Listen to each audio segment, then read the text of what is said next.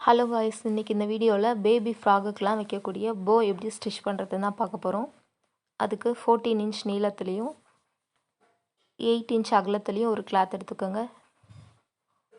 Next இன்னொரு cloth வந்து 18 inch நீளத்துலேயும் 4.5 inch அகலத்துலேயும் ஒரு கிளாத் எடுத்துக்கோங்க.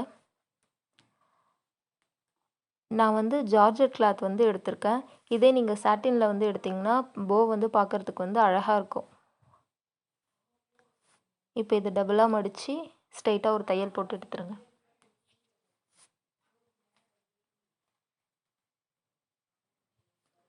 இப்போ அந்த தையல் உள்ளே போகிற மாதிரி வெளிவாட்டமாக திருப்பி எடுத்துக்கோங்க.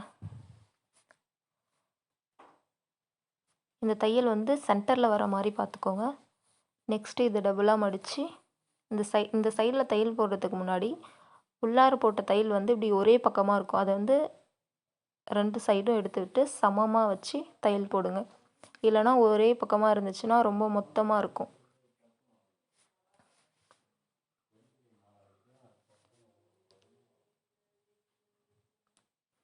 இப்போ இந்த தையல் வந்து உள்ளே போகிற மாதிரி திருப்பி எடுத்துக்கோங்க.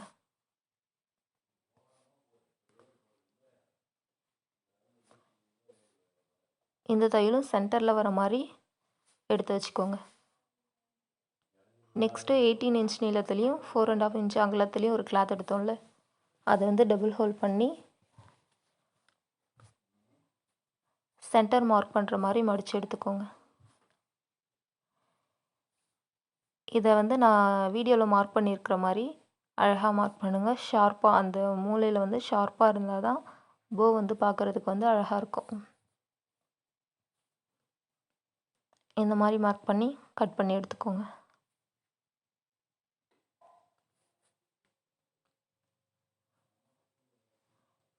இப்போ ராங் சைட் பக்கம் மடித்து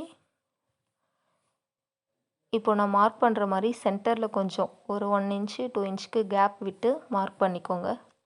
மார்க் பண்ணிவிட்டு இந்த மார்க் பண்ண இடத்துல மட்டும் தையல் விழாமல் மிச்சம் எல்லா இடத்துலையும் தையல் விழுற மாதிரி தையல் போட்டுக்கோங்க. இந்த சென்டரில் மார்க் பண்ண இடத்துல மட்டும் கேப் விட்டுருங்க, தையல் வந்து விழக்கூடாது. இப்போ இங்கேருந்து தையல் போட்டு ஃபினிஷ் பண்ணுறேங்க.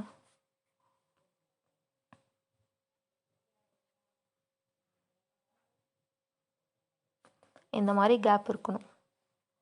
நெக்ஸ்ட்டு இந்த சைடு கொஞ்சம் லூஸ் விட்ட மாதிரி எடுத்து நம்ம நாட் திருப்போம்ல, அந்த மாதிரி திருப்புள்ளி வச்சு அந்த கேப் விட்டுருக்கோம்ல சென்டரில், அந்த வழியாக திருப்பி எடுத்துக்கோங்க.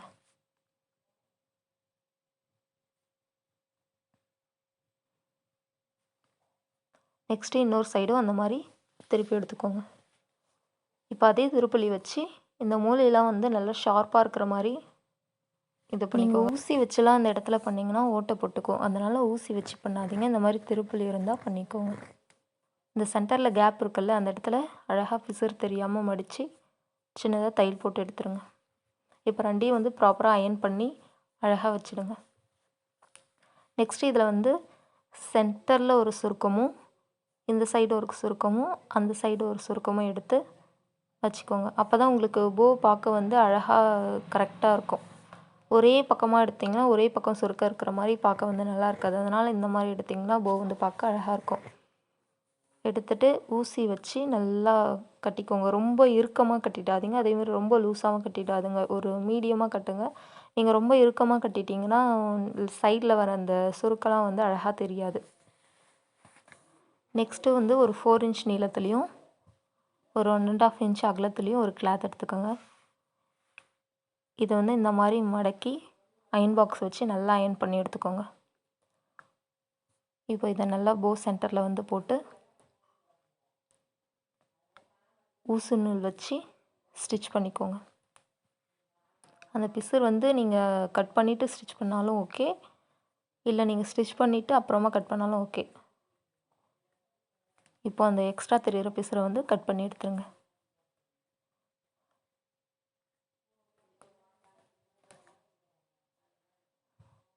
நெக்ஸ்ட்டு வந்து இதை வந்து கிராஸாக போட்டுக்கோங்க. நான் போட்டிருக்க மாதிரி அழகாக கிராஸாக போட்டிங்கன்னா தான் இப்போ போ பார்க்க அழகாக இருக்கும். இதை வந்து பேக்கில் வச்சு அழகாக ஸ்டிச் பண்ணி எடுத்துக்கோங்க உள்வாட்டமாக.